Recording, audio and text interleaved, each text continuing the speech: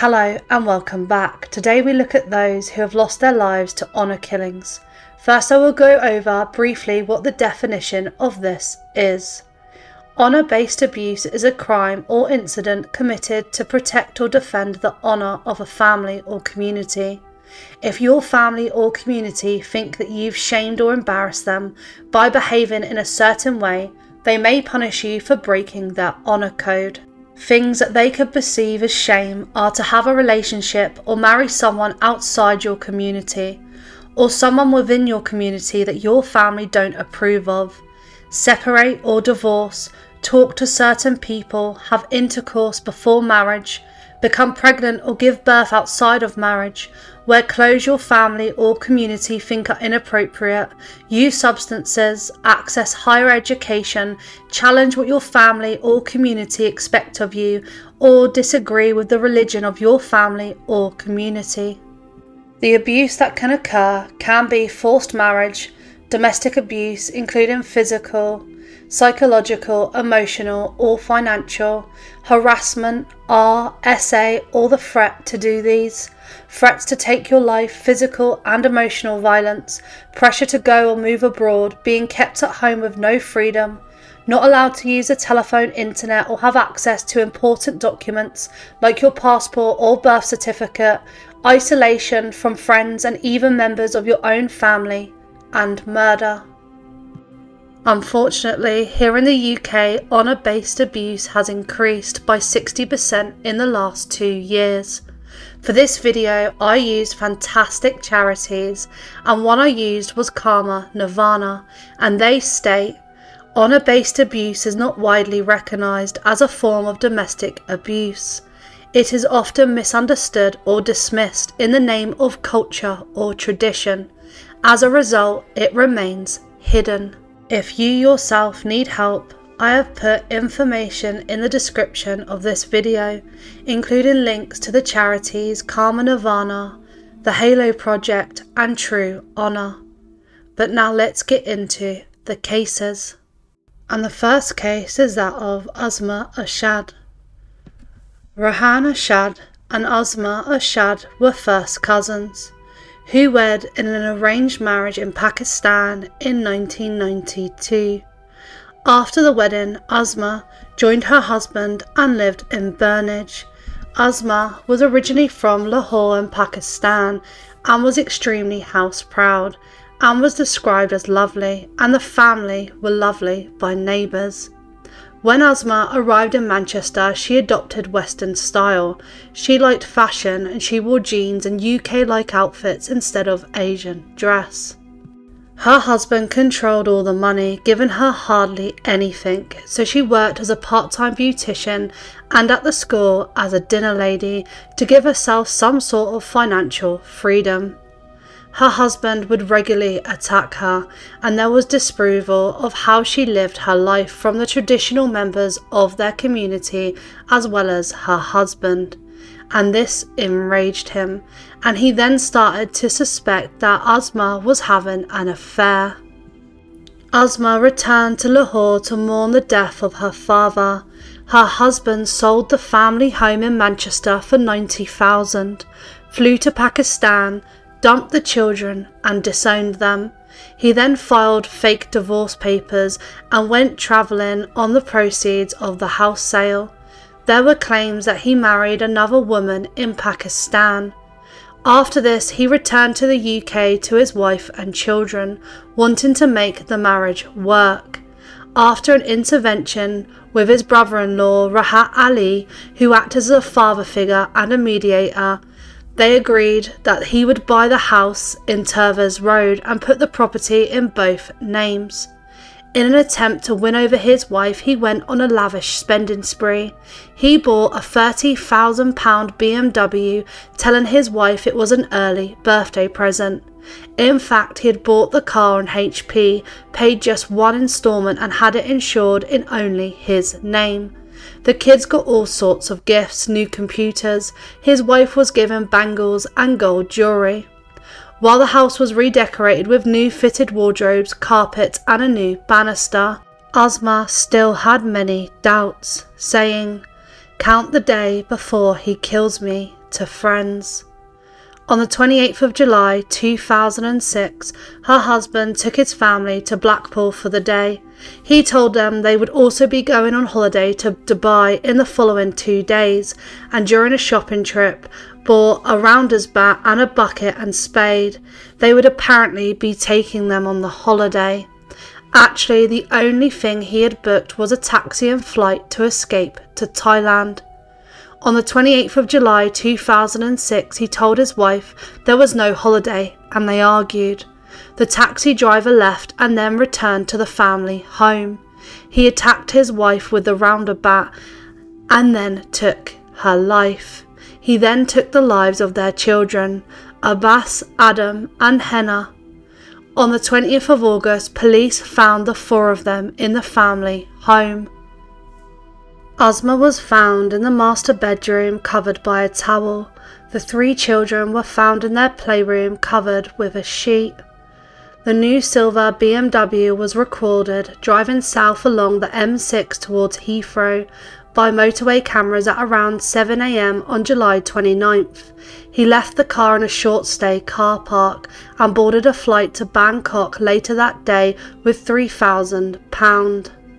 An international manhunt was launched. Rahan had travelled to a Thai resort before moving to Malaysia and was arrested on August 30th as he tried to cross the border back into Thailand. On his return to the UK, he denied taking the lives of his children.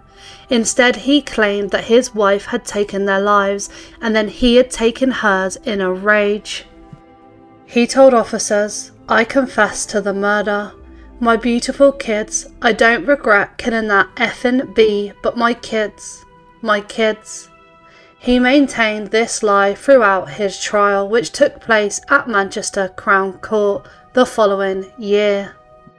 In court, Risaan Udayakumar said that his wife took the lives of their children because she had been depressed and that he had reacted by taking her life. This was easily unravelled under cross-examination. Even when facing the most severe questioning about what he had done, he showed little emotion and lost track of his own story. He said he blanked out after confronting his wife, and his next recollection was being in a bath holding the rounder's bat. Later he said he found the bat in the sink. It took just 2 hours and 15 minutes to find him guilty of 4 counts of murder. Again, he showed no reaction as the verdicts were read out, but members of his wife's family, Uzma's, could be heard to cry out yes and then break down in tears. He was told his crimes were so brutal and horrific that he must serve life imprisonment for each of the murders in this case, the judge telling him, "Life means life. You took the lives of your entire family in circumstances of great brutality." Now we move on to Banaz Mahmod. The Mahmods were a strictly traditional Iraqi Kurdish family. Mahmud Bakir Mahmud and his wife Beya had a son and 5 daughters. The family sought asylum in the United Kingdom in 1995 when Banaz was 10 years old. Mahmud was the eldest of 4 brothers in the South London area, and although Banaz's father was the eldest, the role of head of the family was taken by his younger brother, Ari Mahmud. Banaz's eldest sister had an arranged marriage, as well as her younger sister, Payman, who was married at the age of 16 to a man 15 years older than her. Beckle was 2 years older than Banaz, and she fled the family home in 2002 and spent that time in foster care. Beckle reported that she had been subjected to physical abuse and threats because she mixed with people her family did not approve of. She also experimented with Western clothing and hairstyles. She reported that an attempt was made to take her life, and that her father had threatened to take the life of her mother, her sisters, and himself if she did not return to the family home. Instead of returning home, she lived in hiding, constantly moving and never leaving the house without wearing a full veil. The failure of the father, Mahmod, to control Bekul was viewed as a weakness within the Kurdish community. At the age of 16-17, Banaz was forced into an arranged marriage with a man from the family's Kurdish native hometown. She said he was 10 years older than her, illiterate and old-fashioned. She described his mindset as something from 50 years prior. She contacted the police throughout her marriage, reporting that she had been hard and beaten on multiple occasions. Her family were aware of the violence, but told her that leaving her husband would bring shame on them. Despite this, and with the abuse continuing, she left after 2 years of marriage, and she returned to the family home in July 2005. She started a relationship with Ramat Soleimani, someone she chose herself. The family were not happy about this. Banaz's uncle Ari Mahmod and her father disapproved of her actions. They had been informed that Banaz and Ramat had remained in a relationship despite them saying they were not. On the 2nd of December 2005, a meeting was held at the home of her uncles, Ari, who was the head of the family. It was agreed that both should have their lives taken for bringing shame onto the family and the community. Banaz feared for her safety and went to the police to report that her uncle had threatened to take the lives of her and her boyfriend. She learnt about the plot after overhearing a phone call between her uncle and mother on the 2nd of December. On the 12th of December, she delivered a letter to Wimbledon police station, naming those she claimed were ready to take her life. On New Year's Eve, the police were called to a cafe in Wimbledon, where Banaz had arrived in a distressed state, saying that her father had tried to take her life. She was under the influence of alcohol, which her father had made her drink, and had injuries to her hands, having smashed a window during her escape. Witnesses described Banaz as distraught and terrified by the CAF and hospital staff. The policewoman who interviewed her, PC Angela Corns, did not believe her. She referred to her as being manipulative and melodramatic and wanted to charge her with criminal damage for breaking the window. Whilst in hospital, Banaz gave an account of events to her boyfriend, which he recorded on his phone and later handed to the police. On the 22nd of January, an attempt was made to kidnap Ramat Soleimani, her boyfriend. 3 of the men involved were among those who Banaz had already named to Wimbledon police. Both she and Ramat separately reported the incident, and Banaz was scheduled to return to the police station on the 24th of January, but she never arrived. On the morning of the 24th of January 2006, her parents left the family home to take their youngest daughter to school, leaving her asleep in the living room. Mohammed Hamar, Muhammad Ali and Amar Hassan arrived at the property. They subjected Banaz to more than 2 hours of awe before they took her life. She was put in a suitcase and transported to a house in Handsworth in Birmingham and put in the garden. On the 25th of January 2006, Banaz was reported missing by her boyfriend, Ramat. He had become very concerned when he was unable to contact her. The police didn't take his report seriously. Her parents, portraying themselves as easygoing and laid back, a very tolerant family, saying that Banaz often stayed out overnight and insisted that she was not a missing person. However, her boyfriend Ramat persisted, constantly contacting the police into taking action. The investigation eventually was taken over by the Metropolitan Police. They initially were working on the assumption that Banaz was alive and being held against her will.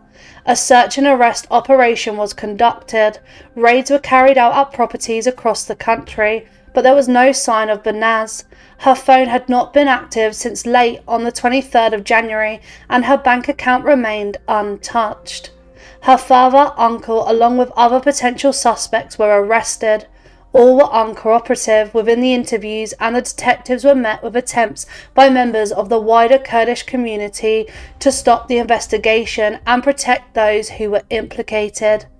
Despite the community's obstruction, on the 4th of February 2006, Mohammed Hamma was charged with murder. This was helped by Banaz's boyfriend Ramat, who identified Hamma as one of the people who tried to kidnap him and who had threatened to take the lives of both him and Banaz. While in custody, Hamma was recorded bragging about his role and the role of others in taking the life of Banaz. He implicated her uncle and her cousins, as well as where she could be found. The recordings, coupled with phone and vehicle tracking data, enabled them to find Banaz. She was found on the 28th of April 2006. Muhammad Ali and Amar Hassan fled to Iraq after the crime. In October 2007, Scotland Yard were notified that Ali was in custody, where he had taken the life of a teenage boy in a hit-and-run incident. He was extradited in June 2009. Hassan had been hiding out in a remote area of Iraq, shielded by his brothers. During a dispute with one of his brothers in December 2009, he was shot in the leg and was arrested when he presented himself at hospital.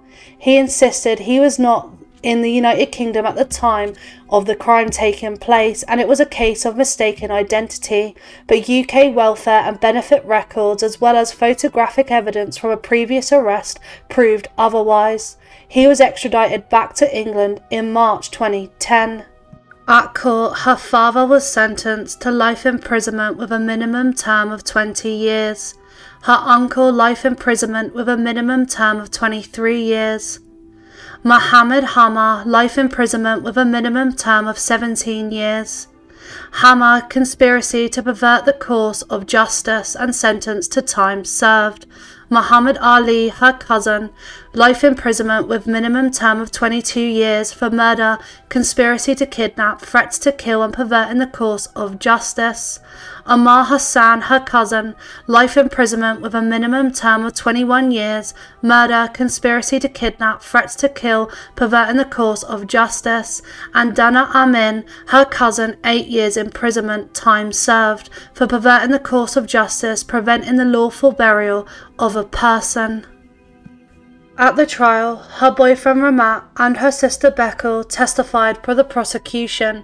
In the lead up to the trial, both were subjected to threats and intimidation within the Kurdish community and placed under police protection. Now we look at the case of Heshu Yones. Heshu is seen as the first honour killing in the UK. She was born into a Kurdish Muslim family in Iraq. She was the middle of 3 children. Her and her family fled to the United Kingdom during the First Gulf War, where they were granted asylum. She attended the William Morris Academy in Fulham, where she began a relationship with a fellow pupil. But her father expected her to live by the family cultural and religious traditions. So she led a double life. She would put on makeup and clothes after leaving the family home. She had her friends lie about her whereabouts so she could spend more time with her boyfriend. She then started to miss school. Her school grades suffered and she failed exams. She also ran up large phone bills. A year before she had her life taken, her family returned to Iraq for a holiday. She was worried that her father would arrange a marriage for her or prevent her from returning to the UK, so she left a copy of her passport details with a friend and recorded a video diary while she was there. She later said that her father had forced her to undergo a test, which she failed. It showed that she had actually had intercourse. This rendered herself unmarriageable within the Kurdish community. Her father held a gun up to her head because she failed this test, and when they returned to the UK, she started planning to run away. On the 10th of October 2002, Heshu's father, Abdullah, received a letter where he worked. It was written in Kurdish and claimed that the community was aware that Heshu had a boyfriend. It referred to her as behaving like a lady of the night, as well as other insults. This enraged her father, and on the 12th of October 2002, after months of abuse towards his daughter, Abdallah smashed his way into the bathroom where his daughter had barricaded herself. He took her life and then tried to take his own life by jumping off a balcony. He spent several months in hospital recovering from his self-inflicted injuries. Throughout this time, his wife and eldest son insisted that he was innocent and tried to shield him from police questioning, claiming he was mentally unstable. The family then told police that members of the Al-Qaeda were responsible for Heshu's murder. They attempted to show that they were a loving, normal family, but evidence disproved this. There was testimony of her friends, videos that she had recorded, and a letter that she had written to her father when she was planning to run away. "Bye, Dad. Sorry I was so much trouble. Me and you will probably never understand each other, but I'm sorry I wasn't what you wanted. But there's some things you can't change. Hey, for an older guy you have a good strong punch and kick. I hope you enjoyed testing your strength on me. It was fun being on the receiving end. Well done."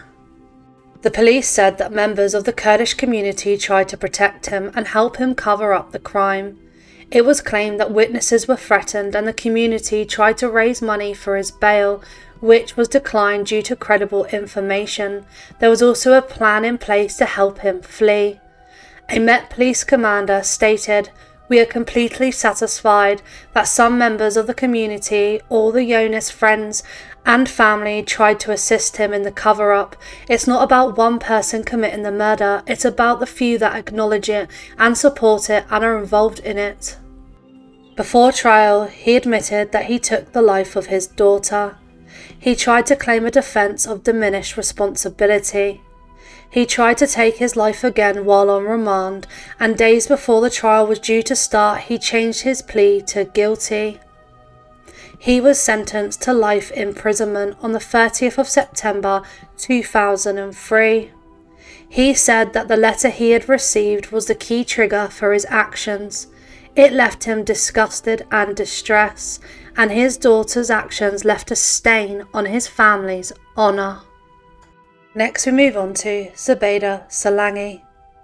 She is described as a person who loved all people and wanted to start a career in the medicine field, having studied and achieved high grades at college in difficult conditions in Afghanistan.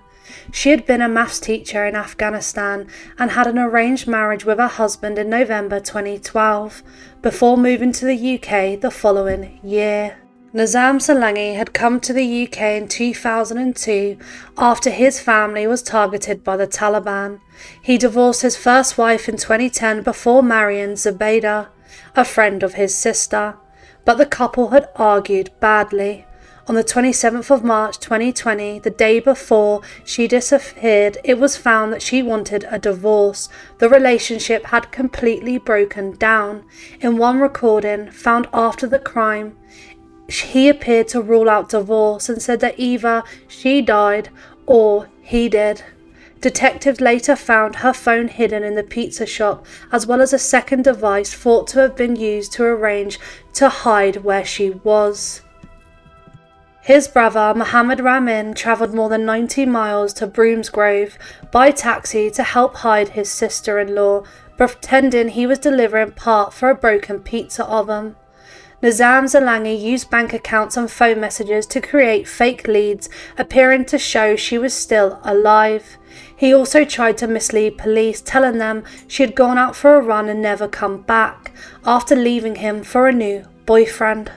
He told many people that she had left him, showing messages from her phone which he had sent himself, saying that she was going back to Afghanistan. But actually what happened was, on the 28th of March at the couple's pizza business in Broomsgrove, he took the life of his wife. He contacted his two brothers who travelled from Cardiff to help get rid of her. Nazia Salangy was sentenced to life imprisonment with a minimum term of 18 years. His brothers Yasmin Salangy, who was 33, and Raneem Salangy, who was 31, were found guilty of assisting an offender. Yasmin was sentenced to 4 years and 9 months in prison. Raneem was sentenced to 6 years. Now on to the case of Sarbjit Kaur. Her husband was Gurpreet Singh, and he staged a fake burglary to cover up his actions of taking her life within a 53-minute period on the morning of February 16, 2018. He dropped his kids off to school, and before leaving for work he returned home and took her life. CCTV captured movements outside of the property and captured an unknown figure believed to be a woman entering the home at 8:15 a.m. and leaving at 9:07 a.m. She is believed to have been helping Singh in the crime, but she has not been identified. Singh told police he had found his wife with her life taken in her workroom after returning home that afternoon with his children from school, with the defendant calling the emergency services at 4:04 p.m. He made 2 WhatsApp calls to his brother and then a second call to the emergency services. Emergency services discovered her lying on the floor, dressed in clothes she wore around the house, with some form of chili powder on her face and body, as well as on the floor around her. He was quickly arrested. At his trial, the court judge said, "You've been convicted of the murder of your own wife. She passed away as a result of premeditated and joint attack on her by you and the unidentified woman who came to your house on February 16th. Although it's not possible to determine who was responsible for doing what, I'm quite satisfied you, as the larger and stronger of the two, took the lead. It was a surprise attack. Chili powder was used to incapacitate her. She struggled and fought back and injured you as she did so. You tried to cover up what you did and ransacked the house to give the impression that she had passed away at the hands of the person robbing the house. You pretended to undertake a normal day and collected your children to ensure that they were with you when you pretended to find her. As a result, they saw their mum lying on the workshop floor. You pretended to be overcome by grief, but that was a sham. You have persistently denied being responsible and falsely accused your former brother-in-law of being behind the murder." He was sentenced to life imprisonment with a minimum term of 16 years and 107 days, which was reduced from 19 years due to time he has already spent on remand in custody. Varkha Rani and her husband Jasveer Ginde. He carried out taking her life just months after they had tied the knot to cover up his homosexuality. His 24-year-old bride had been threatening to reveal this to friends and family. Ginde initially told police that his Indian wife had packed her bags and walked out on him following a row at their home in Victory Lane in the West Midlands. The Royal Bank of Scotland employee had planned taking the life of his wife, who had only been in the country for about a month. Ginde had confided to a friend in 2008 that he was very attracted to men, but he couldn't tell his family as his mother was very strict. It later emerged that he was frequenting gay bars and having relationships with men at around the time of his engagement to her in 2012. The following year, after his new wife arrived from India, the pair moved into a house with his parents. On the morning of the crime, on the 12th of September, he was caught on camera filling 2-litre bottles with petrol at a service station. Later that day, while the rest of the family were out, Ginde claimed that his wife had attacked him and run off with £500. The family told the police, and the following day they did a full search of the house and garden, where they found the incinerator and discovered that she was inside. The senior investigating officer, Detective Chief Inspector Johol, said Ginde got married as a matter of convenience. He tricked a poor innocent girl into marriage but was living a lie. When she uncovered the truth, he could not live with it and took her quickly, then tried to get rid of her and her possessions by burning them. He was sentenced to life imprisonment with a minimum term of 21 years. Next is the case of Risaan Udayakumar. Some of the people in this video can't be named because of their age. The culprit and his sister's parents were away on holiday at the time of the crime, but left strict instructions that she and her brother were not to have friends over to the house. On the 10th of July, the sister met Risaan at Watford railway station and they went back to the house together. The woman, a university student, had not told her parents about her boyfriend. Risaan was a first-year civil engineering student at Surrey University because they had strict views about relationships. Later they heard loud knocking on the door and the sister, fearing her brother's reaction, hid Risaan in the garage where the brother, who was 16 years at the time, found him and attacked him with a weapon, taking his life. At a sentencing hearing, the judge said the parents ought to be thoroughly ashamed about the way they had reacted to an incident some years earlier when the brother was criticised for not being strong and macho enough to protect his sister. This led to a situation where he took the life of another young man. In every way, he was blameless. They were perfectly entitled to be in such a relationship. A jury found him guilty of manslaughter but cleared him of murder. Risaan's family said the sentence was not proper justice. Now is the case of Sabeen Thandi. Mohammed Banaz Mahmod was a security guard of no fixed abode and in November 2012 started a relationship with Sabeen. He moved into her home within months and in April 2013 pressured her into an Islamic marriage. He was very obsessive and controlling. In June 2013, Sabeen obtained a non-molestation and occupation orders against him. He would force his wife into wearing a hijab and refuse to let her out of the house alone. In June 2013, Sabeen visited a solicitor and 3 days later, Watford County Court issued a restraining order against him, banning him from entering her home. Police were called in when it became clear Sabeen had been forced to return to the solicitors by him to ask for the order to be withdrawn. He was arrested on suspicion of threats to take her life and unlawful imprisonment, but was later released. On the 6th of July, she allowed him back into her home. That night, during an argument, he took her life. Officers were called on the 7th of July because they received an abandoned call and found her in her bedroom. He was ordered to serve a minimum of 17 years for taking the life of Sabeen. After sentencing, the Independent Police Complaints Commission launched an investigation into previous police contact by the Met Police. The report concluded there had been a breakdown in police procedures, with officers on the case lacking the right training. The investigation found a catalogue of flaws in how the Met Police handled their contact with Sabeen prior to her tragic murder. The report ending, "My thoughts and sympathies at this time are with her family and friends." Next, Raneem Oudeh and her mother, Khaola Saleem. Raneem Oudeh was originally from Syria. She came to the UK in 2012 to be with her mother, who had 2 other daughters. They both lived in Solihull. Her mother had come to the UK several years earlier, joining her sister, and met her husband in 2002. They got married and had 3 children. Raneem attended Solihull College and it was there that she met Banaz Mahmod. In 2015, Raneem married another man, but that relationship broke down due to relationship issues when she was pregnant, and she moved back in to live with her mother. Raneem had a little boy.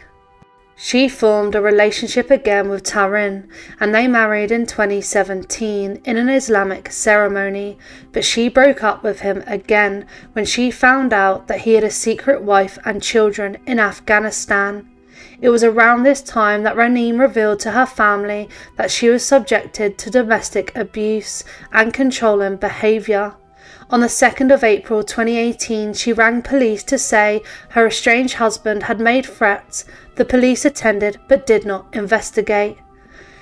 Again, in 2018, Raneem called an ambulance as she was suffering from chest pain. The ambulance crew took her to hospital, and during the journey she revealed her partner was volatile and had been violent towards her, causing severe bruising to her shoulder. A nurse from the hospital called 999 to report that Raneem was a victim of domestic violence. Police attended, but there was no investigation, and the file was closed. In May 2018, Raneem called police again in a distressed state. Police attended, however, no effective investigation was conducted. There were other calls made to police in 2018, around 10. Raneem obtained a non-molestation order in August 2018. Police were called to the property the couple shared with her son from a previous marriage due to reports of violence, and social services became involved. Police say that Raneem was scared of telling police the full extent of Taryn's violent behaviour over fears that her child would be taken into care. Raneem and her mother attended a restaurant in Birmingham where Raneem was meeting a potential new partner. The ex-husband turned up and an altercation ensued where he slapped her mother, Khaola. The police were called, but their response was delayed by a firearms incident. Raneem updated the police that she and her mother had left the location to travel home. At just after midnight, he approached both Raneem and her mother outside their home, and he attacked them, taking both of their lives. Taryn then spent 3 days on the run, but was arrested. On the 26th of August 2018, at the trial it was heard that he would stalk her, and he once carved her name into his arm, and would spend days sleeping in his car outside her house. She rang the police many times, and the response was, "You're wasting our time, you need to deal with it yourself. Kick him out, you can't call us all the time, ask him to move out." He was convicted of taking the lives of both women and sentenced to life imprisonment with a minimum of 32 years after his trial was concluded in 2018. Yasmin Akhtar was 35 years old and endured hatred from her elderly husband's family for many years. She eventually fled and secured a divorce, and she submitted a financial claim for $250,000. Fethullah Mohammed, her husband's son from his first wife, decided that Yasmin should be silenced for good. Yasmin had been brought from Pakistan at the age of 21 and married Mohammed Jamil, who was her senior by more than 30 years. They stayed together for 12 years, but Yasmin suffered violence from the family and her husband. In the summer of 2000, she fled the family home in South London for a women's refuge before filing for divorce.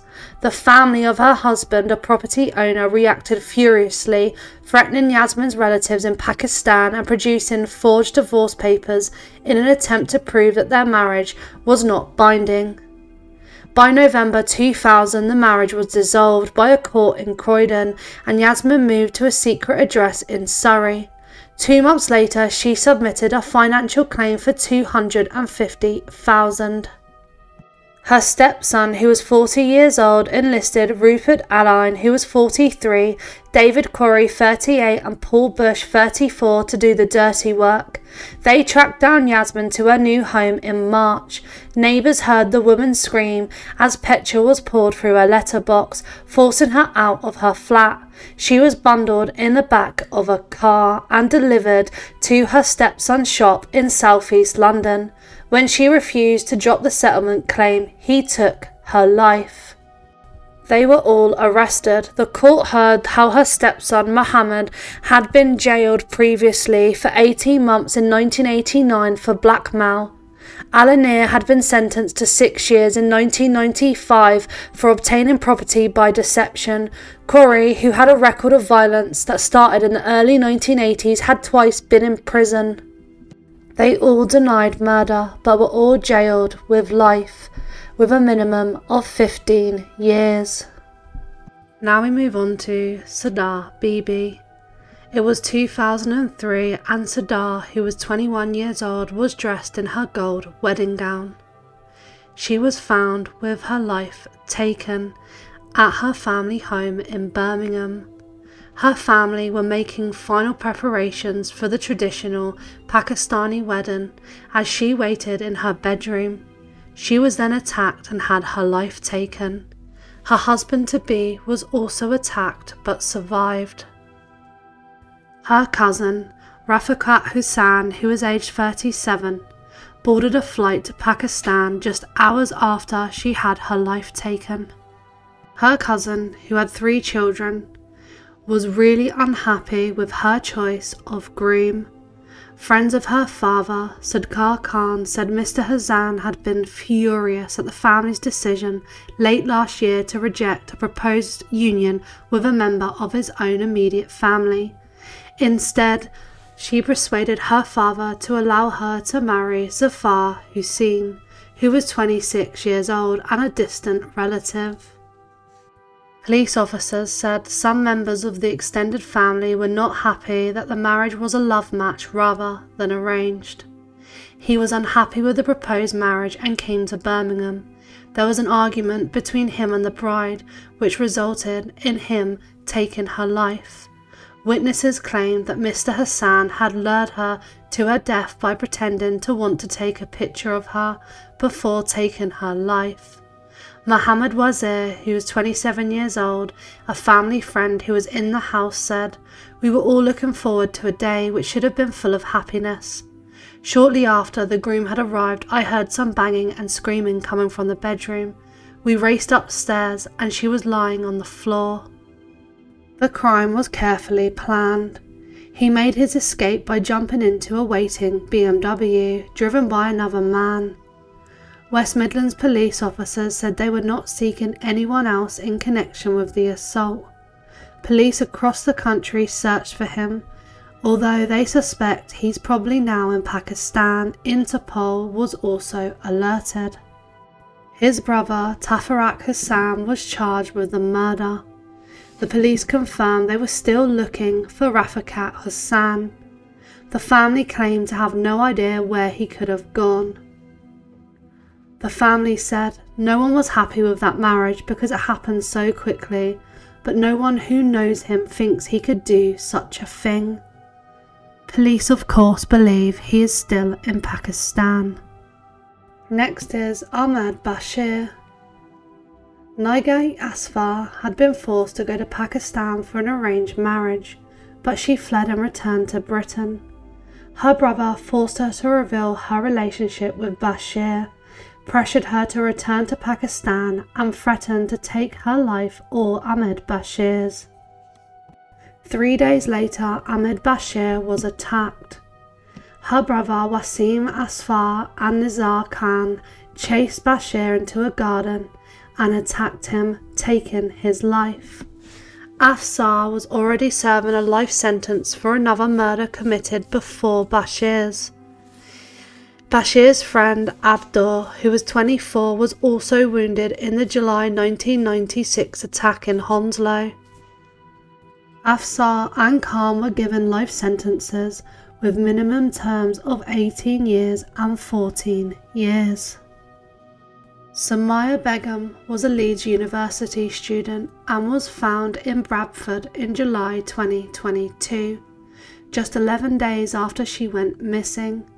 She was subject to a forced marriage protection order at the time of her death, due to attempts by her father to force her to marry a cousin by threat of violence. She had been living with another of her uncles in Binney Street after her parents had been issued with the order. Her uncle, who was supposed to protect her, took her life. Muhammad Khan, who was 53 years old, was seen on CCTV with her, taking her from his car and putting her in a waste ground. The footage was played to the jury. It showed him parking on Mill Lane before getting out and pulling something out of the vehicle. Khan denied murder and admitted to perverting the course of justice by placing her and trying to burn her mobile phone. For this he was handed a 5-year sentence. Sentencing then continued and he was sentenced to life, with the judge saying She was a bright young woman who was studying to get a degree, had a part-time job to support herself, and was happy and content with her life. She had her whole life ahead of her, and it was cruelly cut short by her uncle, someone who is meant to love, care, and protect her. Seeta Kaur arrived in India with her children for a 3-week visit to her husband's relatives. She was determined that when she returned to Britain it would be with both the sons. Since giving birth to the boys, who were aged 10 and 2, when they travelled to India, Seeta had confided in her family and close friends about the domestic abuse she had suffered at the hands of her husband, Pawan, for resisting his demands to give one of them away. Her husband's sister struggled to have children, so her husband was trying to force his wife to give one of their sons away. Her sister said, "She was open with us about the volatile relationship with her husband and the huge pressure she was under to give one of her sons away, which he had made a matter of family honour. She was a British woman and the idea horrified her." On March 31st, 2015, her husband phoned Seeta's family in North London to tell them that she had passed away from a heart attack at her in-laws' home in North India. They flew to India and began to suspect she was the victim of an honour killing when they saw bruising around Seeta's neck. They announced their plan to take her back to Britain the following morning for a post-mortem, but awoke to discover that Seeta had been cremated while they slept. The case was closed by Indian police without a full investigation, so Seeta's family turned to the Met Police for help. They said they were initially told that British officers had no jurisdiction to investigate because the crime took place abroad. The family's fight is now being led by the women's group South Hill Black Sisters, who have amassed a dossier of evidence and launched a Justice for Seeta campaign. They are calling for the Met Police to look into Seeta's case. There has been no further movement in the case. Avan Najmadeen was married to Dana Abdullah. She had moved addresses on a number of occasions after ending her relationship with him to avoid detection. Before the attack, he had discovered that she had refused to support his application to remain in the UK. The Iran-born Abdullah used a weapon and attacked his wife at her home in Fenton on the 1st of October. He then used white spirit in a bid to destroy evidence and left her. Her sister said it has caused profound emotional impact on the family, as well as her 4 children. Detective Chief Inspector Victoria Downing described Abdullah as an arrogant and controlling man.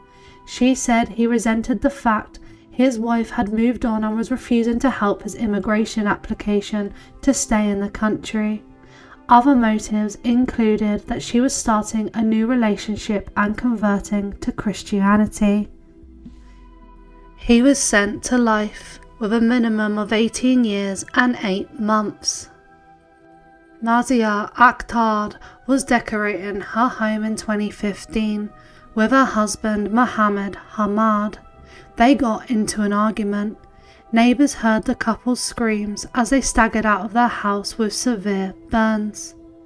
Her husband had doused both of them with white spirit. They were both taken to hospital and placed into induced comas.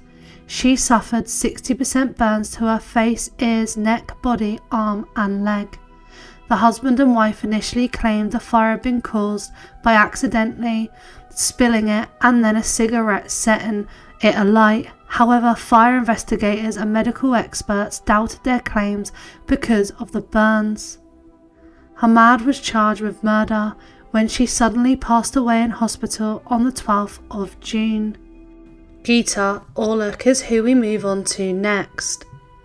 On the 16th of November 2009, Geeta left her office as usual. She then got on a bus and got off and walked down a series of tree-lined roads towards her childminder's house in Greenford in West London, but she never arrived.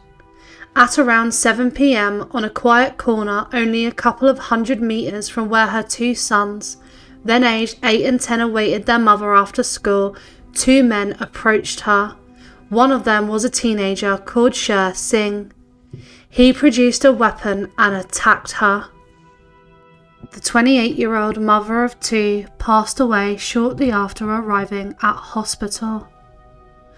Detectives soon created an investigation and found that her husband, Harpreet, had actually recruited these two men to take her life. The couple were married for 10 years, and her husband, Harpreet, would put her down in public continuously.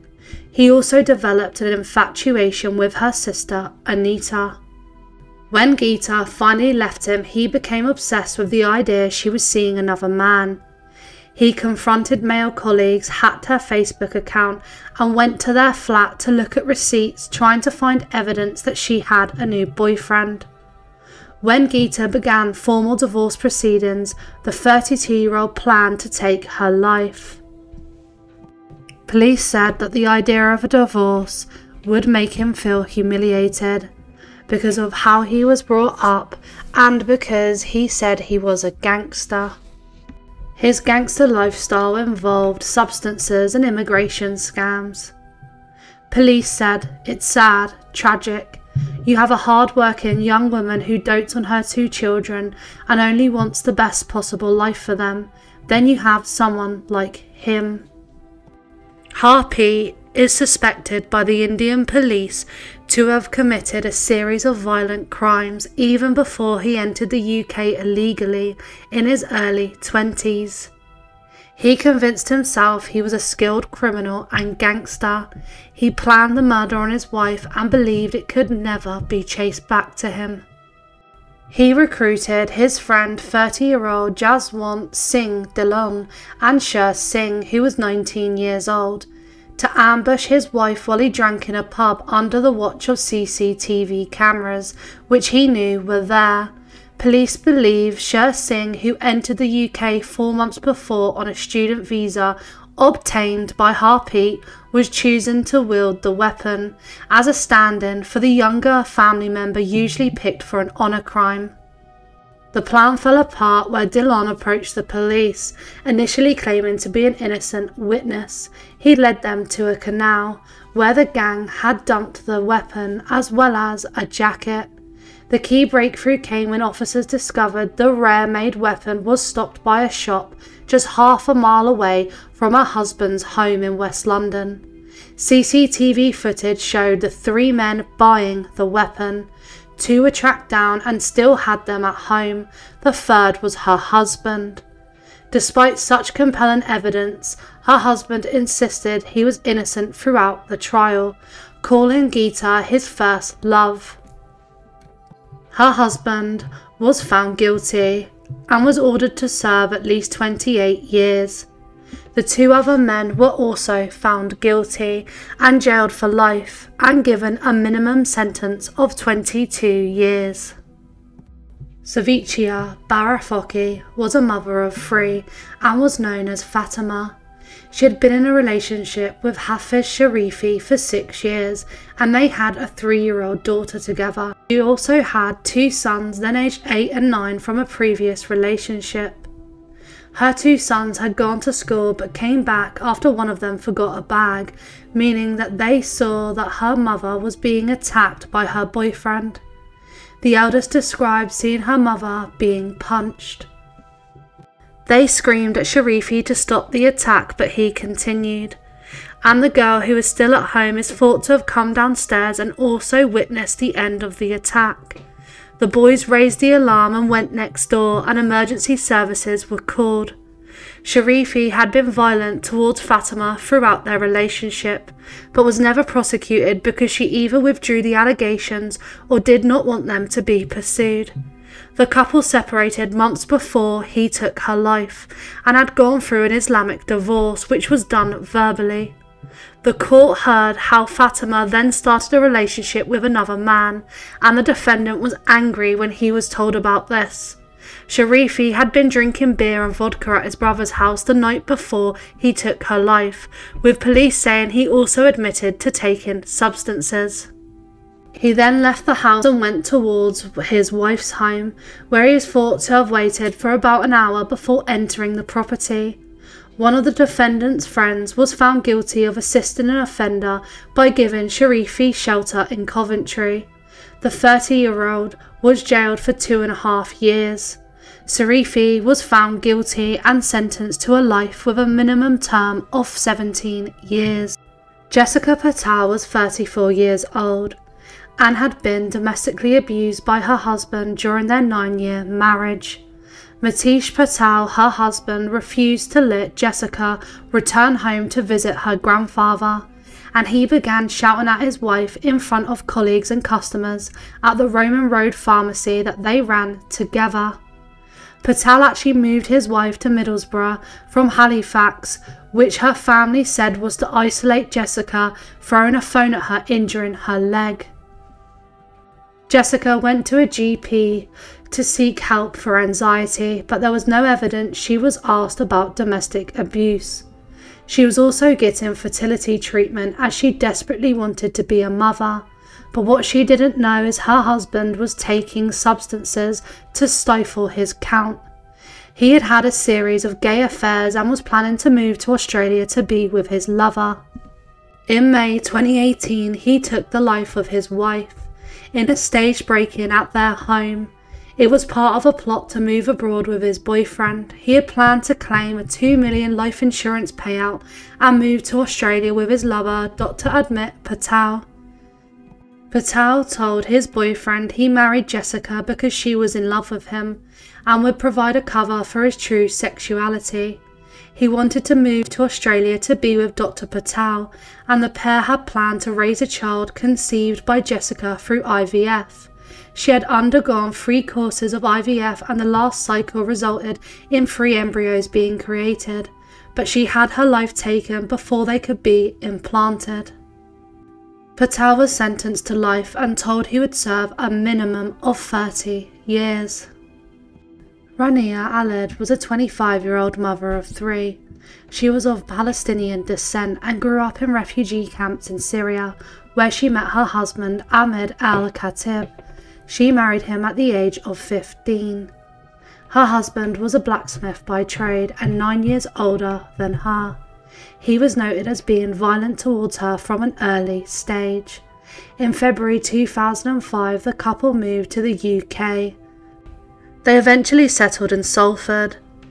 Following the move to England, her husband became increasingly jealous and controlling of her, and subjected her to years of domestic violence. In January 2013, she reported him to police for domestic abuse and obtained a non-molestation order and moved into a homeless hostel, from where she and her children were rehoused. After they separated in 2013 and she was rehoused with her children, she began to take English classes at a college and made friends, and she embraced her new life. Her husband resided with family in nearby Gorton. Rania went to her brother-in-law's home where her ex-husband lived. Before Rania arrived, her brother-in-law Mahand had sent his partner and children away from the property, and around 45 minutes after Rania arrived, he was seen leaving the property, taking her children with him. Al-Khatib, her husband, departed shortly after, wearing some of Rania's clothing in an attempt to give the impression that she had left the property alive. On his return, he put her in a suitcase, which was then transported in his brother's motorhome and moved to an unknown location. After taking her life, he accessed her social media accounts and sent messages to her family pretending to be her and claiming to have moved to Turkey. The brother, Mahand, gave her mobile phone to an acquaintance who was travelling to Turkey and had them text her father from there to say that she was getting remarried. Friends raised concerns about her welfare when she failed to attend a meeting on the 8th of June, and this information was passed on to Greater Manchester Police on the 9th of June. However, it wasn't until the 2nd of July, following a phone call from her uncle in Lebanon, that she was officially treated as a missing person.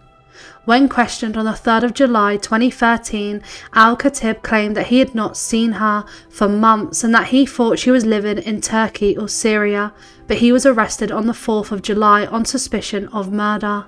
Mahand, her brother-in-law, contacted police and admitted that she was dead.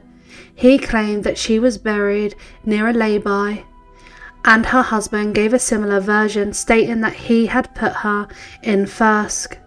Despite looking for a long time using lots of different equipment, the search was called off in September 2013 without success. Ahmad Al-Khatib went on trial alongside his brothers Hussein and Mahand at Manchester Crown Court in April 2014. He presented the defence of diminished responsibility, claiming that he was mentally ill and he had taken her life in self-defence when she appeared to him in the form of an evil apparition. Throughout the trial, in an attempt to convince the jury that he was ill, he rocked back and forth and banged his head repeatedly against the dock. He also attacked both an interpreter and his brother. His defence was rejected and he was found guilty of murder. He received a life sentence with a minimum tariff of 20 years. In addition, he pleaded guilty to perverting the course of justice and for moving her out of view of authorities. The brother-in-law, Mahand Al-Khatib, was acquitted of murder. He pleaded guilty to intending to pervert the course of justice. His sentence was discounted to 3 years in jail because information he gave assisted in the successful prosecution of his brother. Risaan Al-Khatib was convicted of intending to pervert the course of justice and jailed for 4 years. Now onto the case of Adi Kayazadeh. Her husband, Ahmad Yazan Paras, will serve a minimum of 19 years behind bars for taking the life of his former wife Adi. She suffered 95% burns to her body in the attack in Stirling in October 2013. Before she passed away, she told a paramedic that her 61-year ex-husband had done it because she divorced him. The judge at trial said the attack was premeditated and callous. She described the 46-year-old lady as a lovely woman and a good mother, telling the husband, "Your actions have deprived her children of her company. You planned to murder her in the most horrific attack imaginable. Your ex-wife had full-thickness burns to 95% of her body. There was no possibility of her surviving. You have shown no remorse for the premeditated and a callous attack on her. It appears your actions were motivated by anger at your wife for having left." He, who was also badly burned in the attack, claimed his ex-wife had thrown something at him and said he had felt a burning sensation. He had claimed that she had been having an affair and during their divorce hearing last year said she was becoming westernized. The couple, both originally from Iran, had separated in 2010 and their divorce, prompted by her, had just come through. Unable to accept his wife no longer wanted to be married to him, he doused her in petrol and set her alight. He would claim afterwards it was because in his home country the man is superior to the woman and has authority over her, but his wife, who had amassed a £700,000 fortune, had become more successful than him. He had a previous conviction for attacking his wife, and she had previously contacted police over threats he made to take her life and pour acid on her. He was sentenced to life imprisonment with a minimum term of 19 years. Bhavini Pravin had her life taken by Jikamor Sorvi when he attacked her at her Leicester home after her parents decided their marriage should not go ahead. The court heard how her mother had begged him to take her life over that of her 21-year-old daughter. She was killed on the afternoon of the 2nd of March 2020.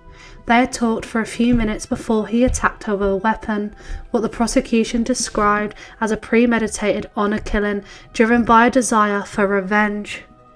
The police said 2 hours later he approached a police officer outside a nearby police station and implicated himself in taking her life. During his arrest, he said that he had been humiliated and that she had ruined his life. He denied murder but was convicted by a jury and charged with life in prison. Rukhsana Naz had a long-standing relationship with a fellow pupil from her school, Imran Najib. The Naz family considered him to be socially inferior, and both families opposed the match. In spring 1994, she was taken to Pakistan under the guise of visiting her grandfather, but whilst there was forced into an arranged marriage with her second cousin, Najib Nawaz. He remained in Pakistan pending a visa application. While a now pregnant Rukhsana returned to Derby. She made one further visit to Pakistan in 1996, which led to the birth of a second child, but essentially they lived apart throughout the entire marriage. Back in the UK, Rukhsana engaged in an affair with Imran, who by this stage was also married. In late 1997, she fell pregnant with his child. She moved out of the family home and shared a house with her sister, Safina, and her brother-in-law, and had hoped to have her baby, divorce Sajid, and live with Imran. When Shafilea Naz, her mother, discovered that she was expecting a child from an affair, she tried to force her into terminating her pregnancy, but she refused. Shafilea kicked her daughter in the stomach and urged her to take a large quantity of substances. It was customary for the Naz family to get together for a family meal every week, but on the 26th of March 1998, Rukhsana called to say that she was unwell and wouldn't be attending. Her sister, Safina, claimed that her mother had persuaded Rukhsana from attending due to concerns about other family members discovering her daughter's pregnancy, which had now started to show. Safina further stated that around 7 p.m, her mother suddenly claimed that she needed to visit someone in the hospital. She left the house with her 2 sons, returning alone just after an hour later. Her sister, Safina, and her husband returned to their home at around 10:30 p.m, and they found that Rukhsana wasn't there. She phoned her mother, who told her not to worry and to go to sleep. Safina reported her sister as missing, but withdrew the report after it was said it would bring shame on the family. Shafilea Naz, her mother, had approached her doctor about arranging an abortion, but she was advised that the pregnancy was too advanced, but it was suggested that a doctor in Birmingham may be able to help. Shafilea summoned her eldest son Shahzad from London, and together they planned to issue their daughter with an ultimatum, leaving the family meal under the pretense of a hospital visit. Her and Ifkar made their way to Fasina's home. Each of the 3 defendants gave different accounts of what exactly transpired, but ultimately she had her life taken, and she was dumped in a field in West Yorkshire. She was found on the 31st of March 1998, less than 2 weeks from her 20th birthday. Iftikhar Naz, her brother, initially claimed to have been at home with his girlfriend Louise during the time frame that she went missing. Louise provided him with an alibi, maintaining that he knew nothing about his sister's whereabouts. He noted that she had been threatened by Imran Najib's father. He also told Louise that he feared she'd been kidnapped. Days later, Louise withdrew her support for the false alibi and alleged that he had told her that he, his mother and brother had taken her life. He confessed to have been in the bathroom when his sister was first attacked. When he returned to the room, he saw his brother taking his life, as well as his mother helping him. He asserted that he had been threatened into helping get rid of her. Shafilea, the mother, initially claimed to have left the family meal on the 26th of March to visit a friend, and not to have seen or spoken to her daughter. Like Ifkar, she also pushed the alleged threats made towards her daughter by Imran Najib's father. She acknowledged she had been angry with her daughter and that on a prior occasion had kicked her and spoken to her about getting rid of the baby. On discovering that her son had placed her at her daughter's home at the time that she had passed away, she changed her accounts of the events, now claiming that Shahzad had attacked his sister and that she had tried to prevent it. She admitted to helping wrap the body and get rid of her, but said her sons had committed the murder. Shahzad, her other son, left the country shortly after the murder, returning on the 24th of June. He admitted going to Safina's house with his mother and brother on the evening on the 26th of March. He claimed to know nothing about her pregnancy prior to that. He stated that his sister had lashed out at her mother during an argument, that he tried to intervene and somehow managed to get a flex and accidentally took her life. He claimed Shafilea had tried to revive his sister, but she had already passed away.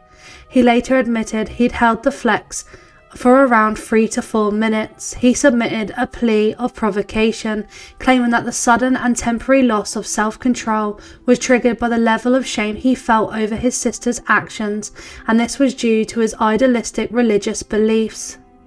Shahzad Naz and his mother Shafilea were convicted of murder and sentenced to life imprisonment on the 25th of May 1999. The other brother was acquitted.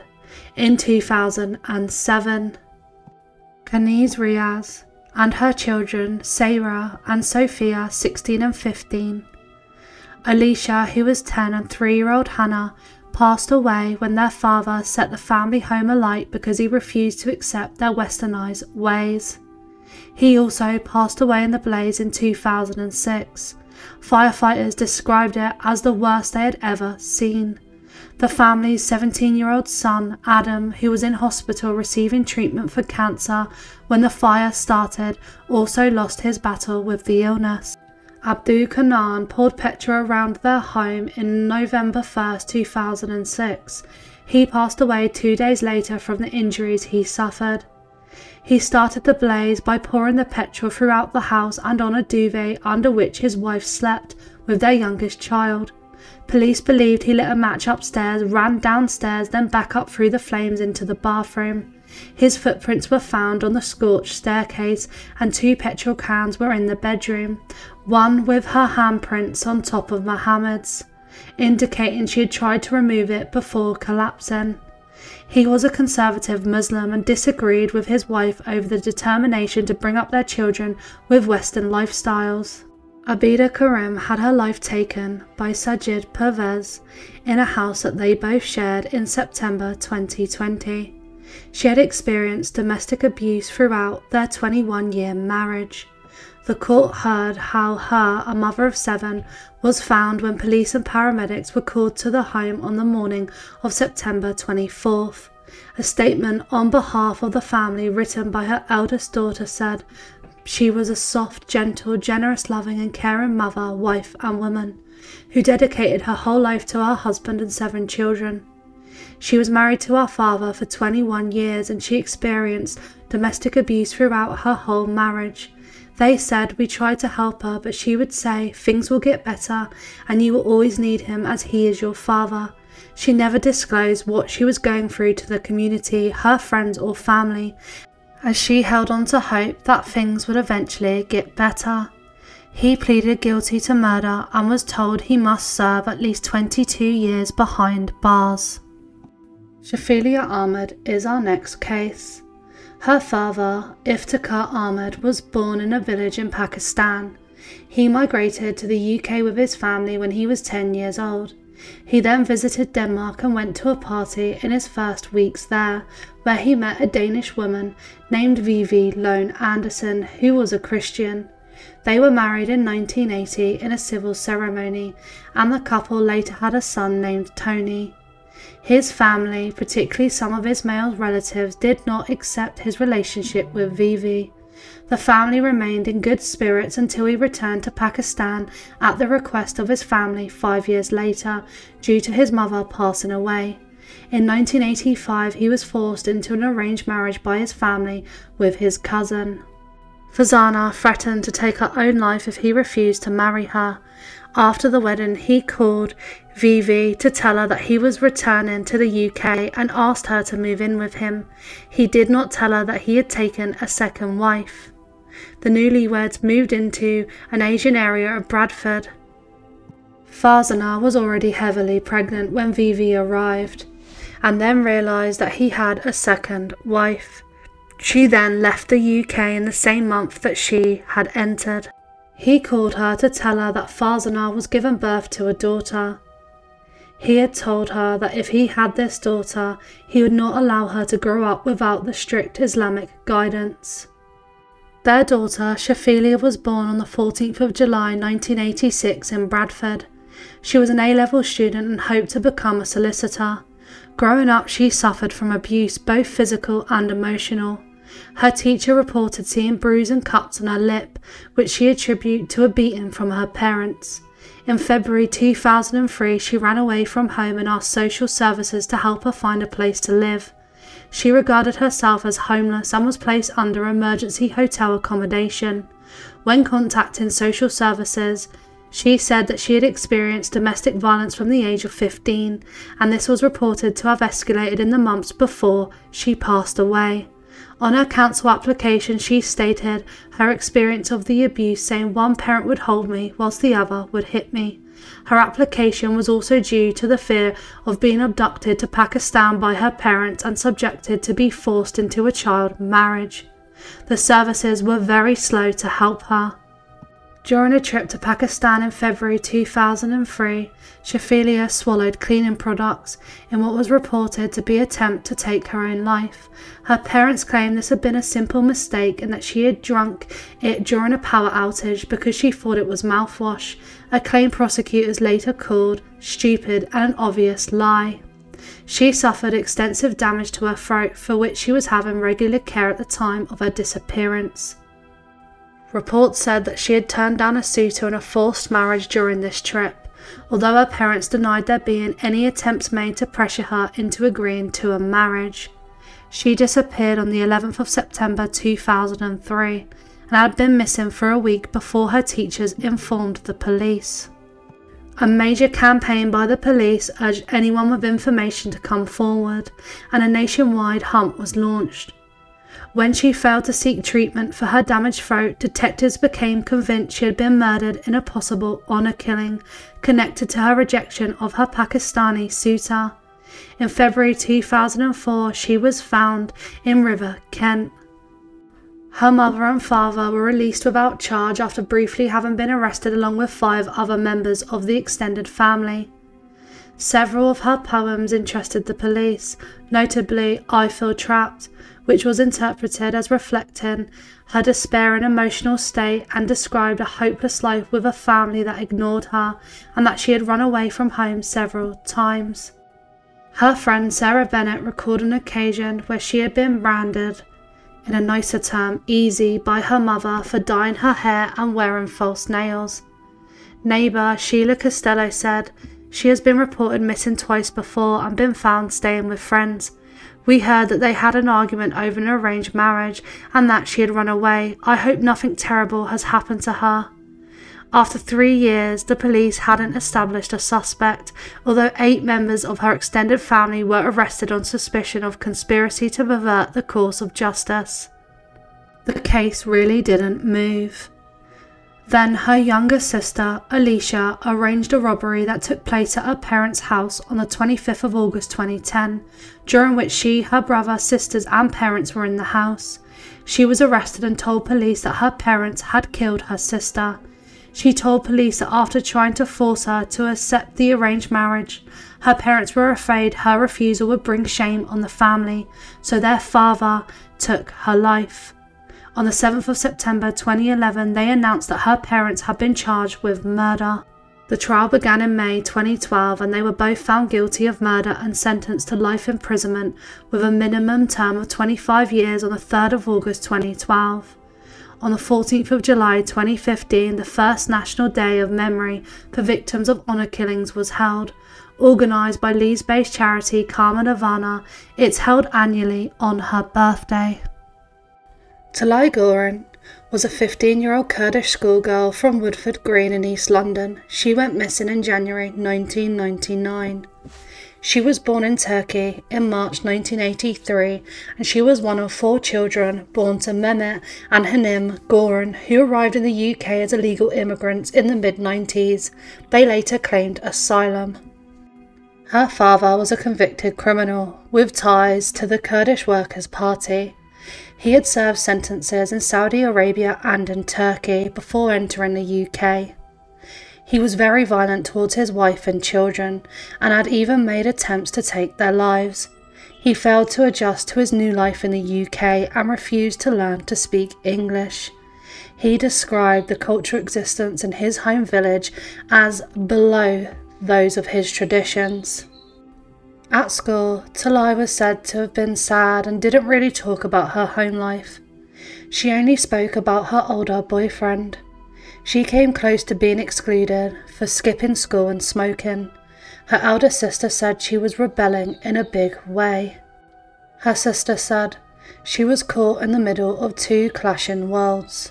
At home she was expected to be a dutiful Turkish daughter, while out of the family home she was exposed to a lifestyle that was completely at odds with her upbringing.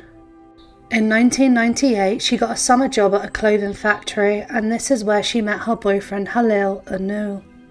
He was a Turkish Kurd who was 15 years older than her and from the Sunni branch of Islam. Her family didn't approve and ordered her to end the relationship.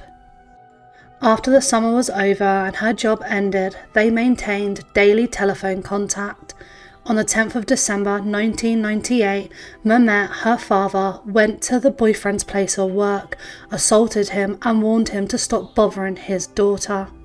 He reported the assault but didn't press charges. On the same day, her family took her to the local police station and told her to report her boyfriend for pestering her. On the 14th of December 1998, she ran away from home and went to live with her boyfriend. After initially reporting her missing and reporting her boyfriend for unlawful intercourse, the family changed track, agreed that the pair should get married, and a ceremony was scheduled for the 21st of December at the Hackney Register Office. Her father attempted to bribe the registrar, but the ceremony didn't go ahead as she was only aged 15. A new date was set for the 8th of March 1999 when she would have reached her 16th birthday. The couple continued living together until the 6th of January 1999, when her father, claiming he objected to her sharing a home with her boyfriend, forced her to return to the family home. He told her boyfriend, Oudeh, that she'd remain at home until he had found somewhere suitable for the two of them to live. When she returned home on the 6th of January, her father attacked her and made her take sleeping tablets. The following day, he sent his wife and other children to stay with his brother overnight, telling her that he and his daughter had things to talk about. It's not known how she passed away, but police believe that she was put in the back garden of the family home after being removed to an unknown location. The mother returned home following her overnight stay at the home of her brother-in-laws. Her husband told her that their daughter had run away. He had already taken the life of his daughter, and on the 20th of January 1999, he arranged to meet her boyfriend Oudeh to discuss his and his daughter's future. Having lured him to the meeting, he attacked him with an axe. He was convicted of grievous bodily harm for the axe attack and jailed for 5 years. On the 22nd of January 1999, her boyfriend reported her missing. After initially corroborating her husband's story and maintaining that she had run away, her mother, Raneem Goren, was arrested on suspicion of perverting the course of justice and murder. On the 23rd of March 1999, during a police interview, she admitted that she had lied and that although she hadn't witnessed her daughter's death, she believed Mehmet, her husband, had killed her. She noted that 2 knives, bin bags and a washing line went missing after her daughter disappeared, that their garden had been dug up and that her husband had visible injuries to his hands. Crown prosecution declined to proceed with the case, as it was only the mother's testimony against her husband's and hearsay evidence. She also hadn't been found. In 2007, the case was reinvestigated, as in the intervening period, successful prosecutions had been brought in the honour killings of 2 other ladies. There was now a better understanding of honour-based violence.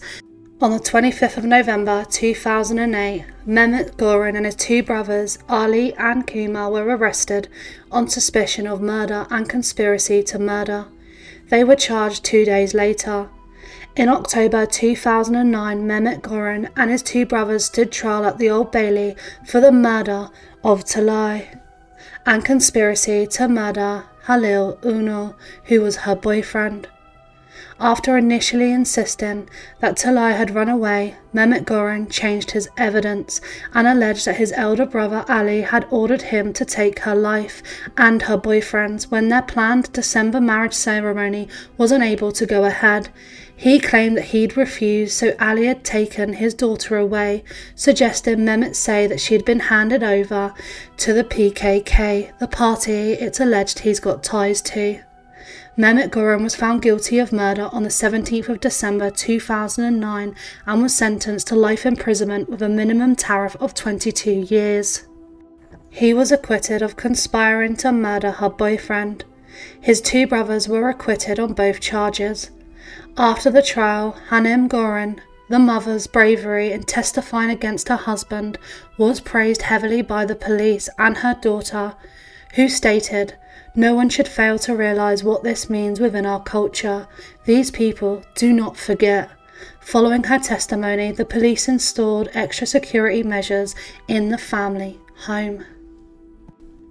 Harleen Gandhi was 32 years old and had her life taken by her 37-year-old husband, Sarbjit Gandhi. He purchased a weapon in an Asda store just days before.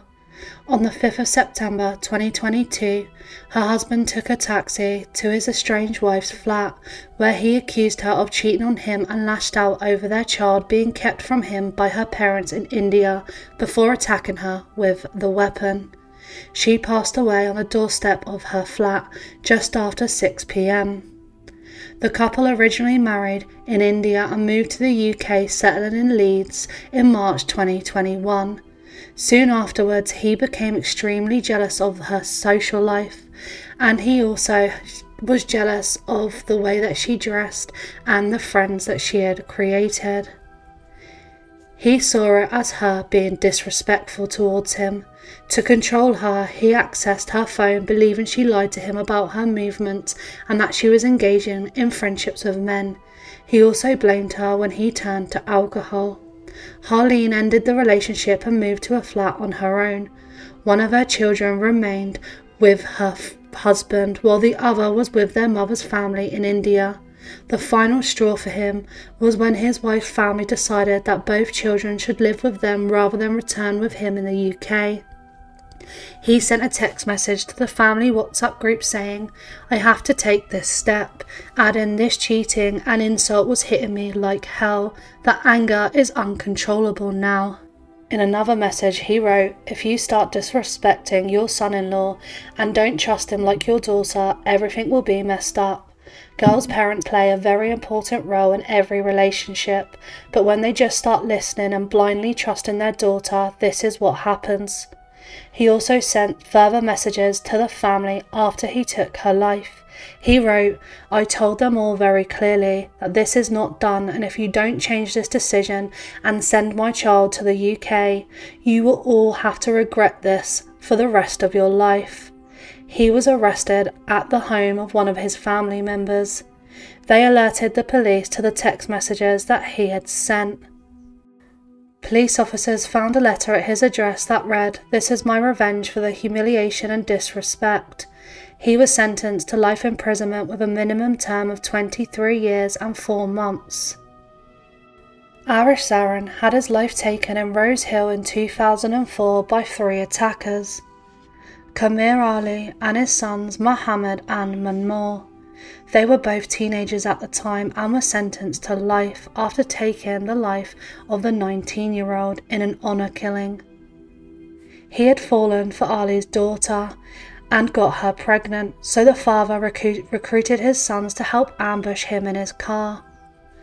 Mohammed, one of the sons, was transferred to an open prison in November, despite having served just 14 years of his 16-year minimum sentence. His younger brother had already been transferred to an open prison after serving his 14-year minimum term. Their father was sentenced to 20 years minimum and remains in a closed prison. Now we move on to the case of Fiza Asif. Mohammed Arshad, who was 42 years old, began plotting to take the life of his wife Fiza with his brother Abdul Jabbar when she threatened to have her illegal immigrant brother-in-law deported. The men were said to wanted to end her control of the family business and finances and initially discussed hiring a hitman. But his brother took the matters into his own hands and took her life, and then set fire to the family home on the 4th of January 2011. Her husband and brother-in-law had been planning to take her life since 2007 after becoming jealous of her hold on the family purse strings. It said it seems that because she was the first one of that group to gain legitimacy in this country and therefore have access to all the benefits and services here in this country, that comes with the ability to remain in the jurisdiction. Arshad ran a perfect fried chicken shop, but the lease was in his wife's name, and much of the money was channeled through her as he did not have a UK bank account. She had threatened that once she got her British citizenship, she would throw her brother-in-law and his family out of the house and get them deported. This is when the two began discussing how they could take her life. The brother-in-law's 19-year-old son also went on trial and was accused of perverting the course of justice. At the trial, it was heard that Jabir ensured his brother Mohammed Arshad had travelled to Pakistan before removing the couple's 5 children from the home in January. He was earlier that day filmed on CCTV buying 5 litres of petrol on the day of the crime. He was found guilty on June 1st and sentenced to life imprisonment with a recommended minimum of 23 years. His son was found not guilty of perverting the course of justice. Samaira Nazir was born in 1979 to Asar Nazir and Arshad Begum. She was described as the brightest of the family. She studied travel and tourism at Thames Valley University, taking a directorship role at her brother's recruitment consultancy business following her graduation. The family also owned the Rana Brothers grocery store, where her brother Azar Nazir worked and first met Salman Mohammed. Mohammed had arrived in the UK from Afghanistan as an illegal immigrant in 2000. He approached the brother Nazir for help in finding accommodation and work. Samaira met Mohammed through his involvement with her brother. Their relationship developed over several years, but knowing that Samaira's family would not approve, they kept the relationship a secret until they fell in love and decided they wanted to marry. Samaira had twice been taken to Pakistan to find a suitor for an unarranged marriage, but rejected her family's choices. Her family rejected Mohammed because of his origin. He was from a lower class, and they felt he wanted to marry her to have access to the family wealth. Mohammed had already contracted a marriage of convenience to support his immigration, and her brother claimed he was dishonest and involved in illegal activities. But in March 2005, Samaira told her family that she was engaged to Mohammed.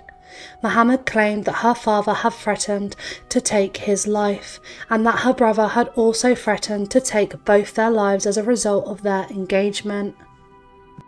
Mohammed and Samaira had attempted to meet with her mother away from the family home, but her mother refused.